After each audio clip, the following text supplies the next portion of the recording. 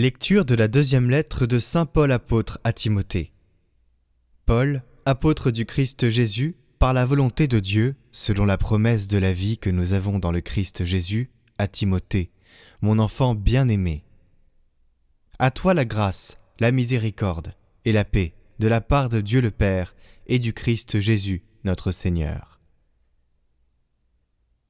Je suis plein de gratitude envers Dieu, à qui je rends un culte avec une conscience pure, à la suite de mes ancêtres. Je lui rends grâce en me souvenant continuellement de toi dans mes prières, nuit et jour. Voilà pourquoi je te le rappelle, ravive le don gratuit de Dieu, ce don qui est en toi depuis que je t'ai imposé les mains. Car ce n'est pas un esprit de peur que Dieu nous a donné, mais un esprit de force, d'amour et de pondération. N'aie pas honte de rendre témoignage à notre Seigneur, et n'aie pas honte de moi, qui suis son prisonnier. Mais avec la force de Dieu, prends ta part des souffrances liées à l'annonce de l'Évangile. Car Dieu nous a sauvés. Il nous a appelés à une vocation sainte, non pas à cause de nos propres actes, mais à cause de son projet à lui et de sa grâce. Cette grâce nous avait été donnée dans le Christ Jésus avant tous les siècles, et maintenant elle est devenue visible, car notre Sauveur, le Christ Jésus, s'est manifesté, il a détruit la mort, et il a fait resplendir la vie et l'immortalité par l'annonce de l'Évangile, pour lequel j'ai reçu la charge de messager, d'apôtre et d'enseignant. Et c'est pour cette raison que je souffre ainsi. Mais je n'en ai pas honte, car je sais en qui j'ai cru, et j'ai la conviction qu'il est assez puissant pour sauvegarder, jusqu'au jour de sa venue, le dépôt de la foi qu'il m'a confié.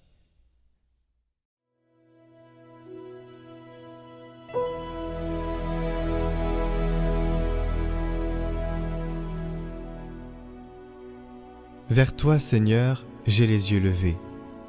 Vers toi, j'ai les yeux levés, vers toi qui es au ciel. Comme les yeux de l'esclave vers la main de son maître, comme les yeux de la servante vers la main de sa maîtresse. Nos yeux, levés vers le Seigneur notre Dieu, attendent sa pitié.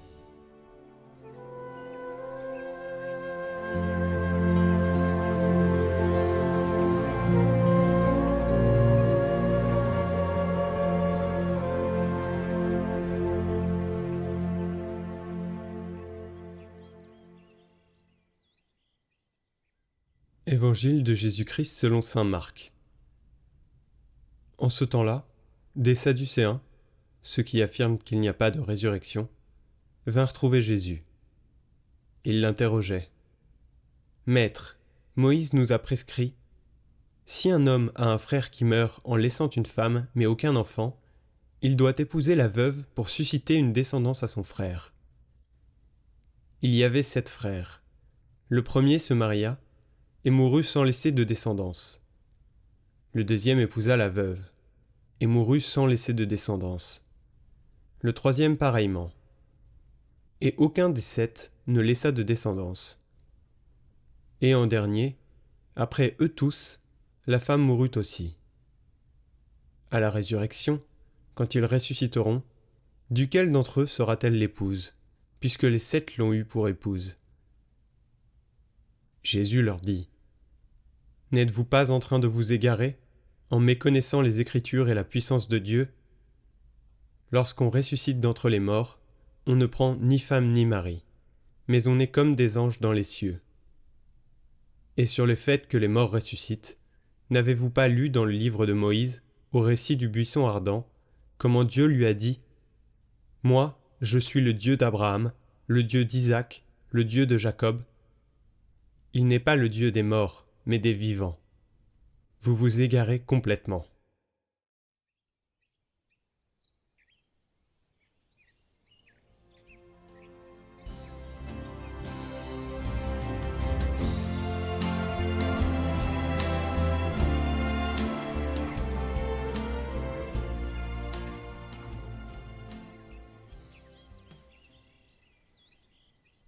Commentaire de saint Augustin.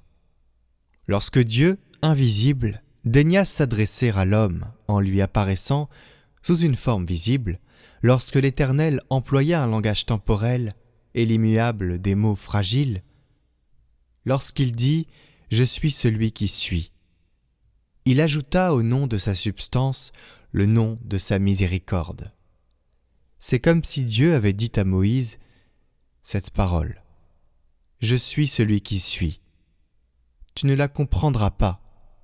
Ton cœur n'est pas affermi. Tu n'es pas immuable comme moi, et ton esprit ne l'est pas non plus. Tu as entendu ce que je suis. Écoute ce que tu peux comprendre. Écoute ce que tu peux espérer. Et Dieu dit encore à Moïse, « Je suis le Dieu d'Abraham, le Dieu d'Isaac et le Dieu de Jacob. » Tu ne peux saisir le nom de ma substance. Saisis celui de ma miséricorde. Or ce que je suis est éternel. Abraham, Isaac et Jacob sont donc éternels. Je ne dis pas simplement éternel, mais rendu éternel. Grâce à Dieu. C'est par ces paroles que le Seigneur a confondu les Sadducéens chicaneurs quand ils niaient la résurrection. Il leur cita alors le témoignage de l'Écriture. « Lisez-leur, dit-il, ce que le Seigneur dit à Moïse dans le buisson ardent. Je suis le Dieu d'Abraham, le Dieu d'Isaac et le Dieu de Jacob. Il n'est pas le Dieu des morts, mais des vivants. Et tous ceux-là vivent. » Quand Dieu dit « Je suis le Dieu d'Abraham, Dieu d'Isaac et Dieu de Jacob », il ajoute « Voilà mon nom pour l'éternité. » C'est comme s'il disait « Pourquoi crains-tu la mort de l'homme ? Pourquoi redouterais-tu de ne plus être après la mort ? Voilà mon nom pour l'éternité, et ce nom, Dieu d'Abraham, Dieu d'Isaac, Dieu de Jacob, ne pourrait être éternel, si Abraham, Isaac et Jacob ne vivaient éternellement. »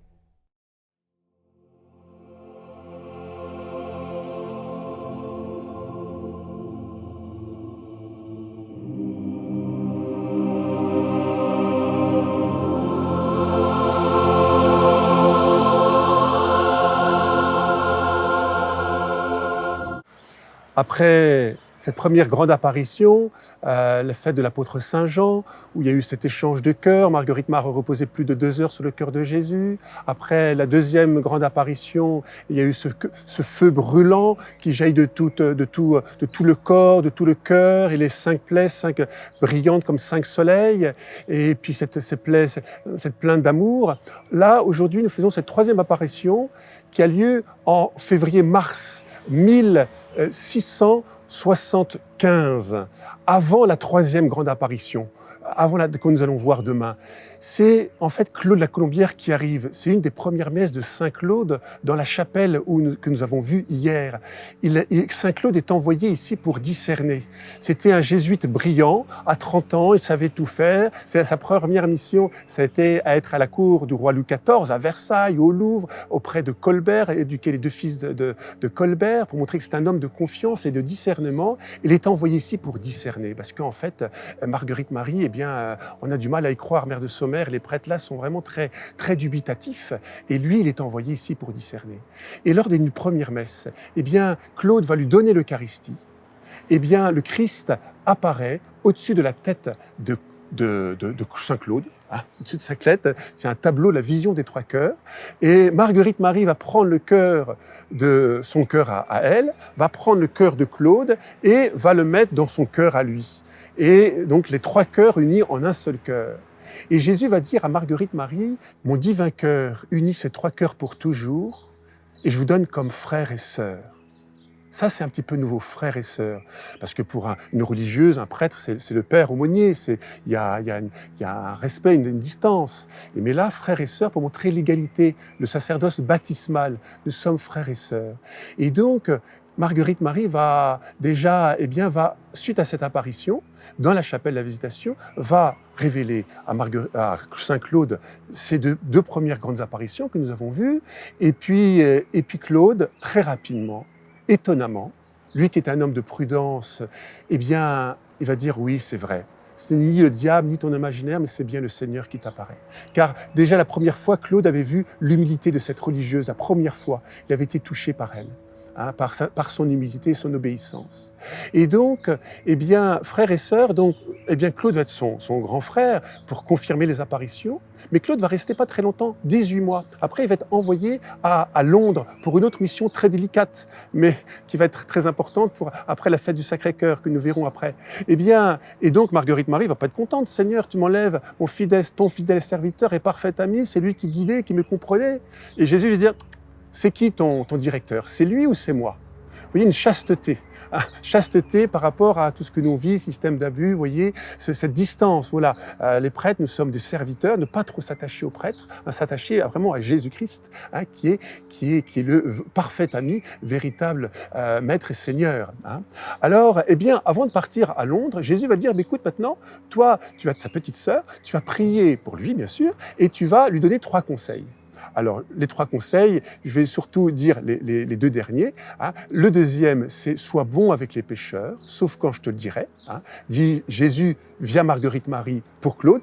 Et puis le 3e conseil, c'est « ne sépare jamais le bien de sa source ». Ça, c'était le péché mignon de Claude. Comme il était très brillant, il savait qu'il avait un orgueil spirituel. Et ça, c'est rassurant, frères et sœurs. Vous voyez qu'un fidèle serviteur et parfait ami de Jésus, que dit Jésus comme compliment à Marguerite Marie, il était pécheur comme nous, et il avait à combattre son orgueil spirituel. Et Jésus lui rappelle cette phrase de saint Paul, « Qu'as-tu que tu n'as reçu ?» Qu'as-tu que tu n'as reçu? C'est saint Paul qui dit ça. Et là, cette phrase, ce conseil dit de Jésus pour saint Claude via Marguerite Marie, ne sépare jamais le bien de sa source. Tout le bien que tu peux faire, eh bien, ça vient du Seigneur. Et voilà, donc Claude va partir là-bas, mais il va revenir ici. Il va mourir à 41 ans là. Et c'est avec ses écrits, et puis avec ce qu'a dit déjà Marie-Béatrix, cette princesse, cette duchesse d'York, qui va être visitandine, en fait, elle va être aussi un instrument de Dieu pour la dévotion et la fête du Sacré-Cœur. En fait, dans cette apparition, il n'y a pas de grande demande particulière, si ce n'est, c'est cette fraternité missionnaire, d'être ensemble, les différents des charismes. Jésus veut passer par Marguerite Marie, par Saint Claude, par Mère Béatrix, le besoin des uns des autres. Et puis, nous rappeler qu'on se porte les uns les autres pour être missionnaire. On ne peut pas être missionnaire du Sacré-Cœur tout seul. C'est ensemble. Et puis aussi, ne jamais séparer le bien de sa source. Et que tout le bien que nous pouvons faire, c'est grâce à Dieu. Et puis que Dieu aussi agit avec des pécheurs. Vous voyez, Claude, il était brillant, mais il avait son péché. Alors je termine par un peu une belle prière d'acte d'offrande au cœur de Jésus, qui montre aussi sa faiblesse et combien il compte tout sur Dieu et sur son Sacré-Cœur. Sacré-Cœur de Jésus, apprenez-moi le parfait oubli de moi-même, puisque c'est la seule voie où l'on peut entrer en vous. Puisque tout ce que je ferai à l'avenir sera à vous, faites en sorte que je ne fasse rien qui ne soit digne de vous.